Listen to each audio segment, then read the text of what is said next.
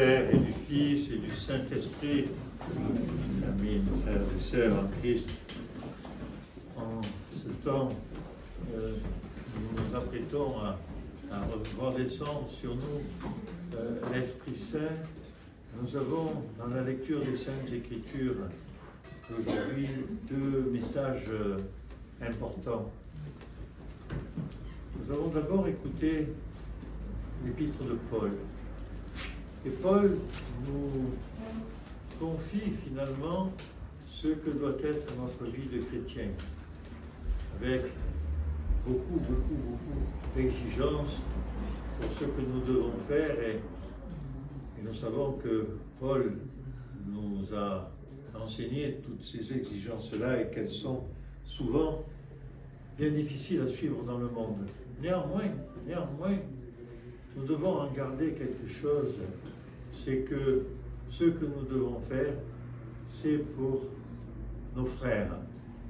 Et ce travail que nous allons faire, nous allons retrouver ça d'ailleurs dans la prière du mariage, lorsque la prière dit que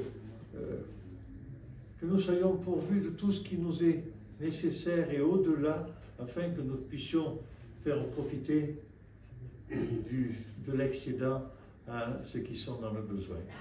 C'est ça qui nous est dit. Notre vie de chrétien, elle est là-dedans. La charité vis-à-vis de nos frères et le respect des enseignements des Saintes Écritures et en l'occurrence des enseignements des épîtres en général et des épîtres de Paul singulièrement, même s'il est des fois un peu rude dans ses formulations. Nous avons aussi entendu ceux qui, dans l'Évangile, le Seigneur qui annonce qu'il va rejoindre le Père, qui sera glorifié, et qui nous laisse un certain nombre de consignes, enfin aux apôtres qui sont là. Il laisse un certain nombre de consignes, mais on sait bien qu'il parle à l'univers, à notre monde dans sa totalité, à l'époque de ce temps-là et aujourd'hui encore, et sans chercher à trop transformer le message qui est dit, qui veut faire un message philosophique. Il nous dit, il nous rappelle une chose, c'est que aucun ne soit perdu, à cause de lui bien sûr, et lui il est au clair, mais il nous le confie à nous. Et singulièrement les prêtres qui ont reçu l'ordination pour le service du Seigneur, c'est leur première responsabilité. Ne perdez aucun de vos fidèles, quel que soit ce qu'il est, avec ses défauts, ses qualités, ses choses insupportables peut-être, mais néanmoins, c'est ce qui nous est demandé, mes frères et sœurs. Ça nous est demandé à tous, à chacun d'entre nous, peut-être d'une manière plus insistante et plus singulière lorsqu'on parle des presbytres, mais nous, comment nous comportons-nous?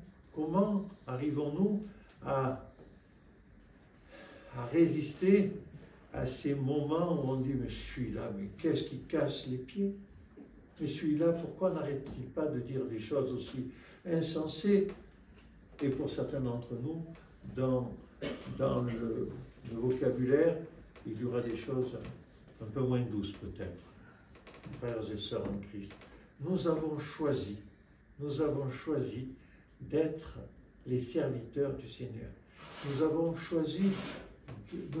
reçu la grâce de sa présence lors de notre saint baptême, lorsque nous avons été greffés sur lui. Et ce n'est pas pour rien, c'est pour être simplement comme il nous le demande. Alors nous savons qu'il y aura un grand delta entre l'idéal qui nous est proposé et les faiblesses de nos pauvres êtres, de nos pauvres personnalités, chacun individuellement, du fait de notre éducation, de nos souffrances, des situations que nous vivons. Bien sûr qu'il y aura un grand delta. Mais ce delta, ce pourquoi nous allons essayer de lutter, c'est qu'il soit le plus limité possible. Bien sûr, la perfection qui nous est demandée, nous savons qu'elle appartient à Dieu seul, et peut-être aux apôtres et aux martyrs qui sont allés jusqu'au bout de leur foi, jusqu'à donner leur vie et vivre mille souffrances. Mais nous pouvons sans doute vivre quelques petites souffrances pour la gloire du Seigneur. Nous pouvons sans doute essayer de nous oublier un tout petit peu dans notre nature humaine qui nous gouverne tellement pour être juste des enfants de Dieu. Et les saints pères que nous célébrons en ce jour, que nous commémorons, pardonnez-moi, en ce jour, les saints pères du premier concile, les 325 réunis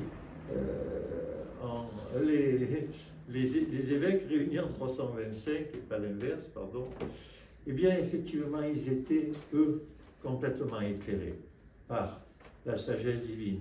Ils luttaient à ce moment-là contre l'hérésie de Arius, qui était extrêmement importante et qui avait beaucoup d'adeptes. Je ne vais pas vous raconter à nouveau ce miracle de Saint Spiridon, avec sa brique dans la poche, et puis l'eau, le sable et la flamme, pour montrer que la brique, eh bien, elle était composée de trois choses, mais c'était une brique, et si on la décomposait, c'était trois choses, comme pour expliquer la consubstantialité de la Trinité, le Père, le Fils et le Saint-Esprit. Voilà.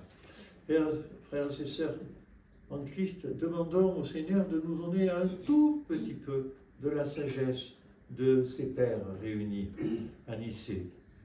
Demandons au Seigneur de nous donner le courage un tout petit peu de vivre comme Paul nous le conseille, comme il nous le montre. Et alors, nous serons un tout petit peu des chrétiens, ou pas des bons chrétiens, ça c'est le Seigneur qui le sait. Et peut-être probablement parmi nous, il y en aura de nombreux qui seront de bons chrétiens, qui auront été de bons chrétiens. Mais nous aurons au moins essayé, frères et sœurs, de vivre pour chanter la gloire du Père, du Fils et du Saint-Esprit. Amen.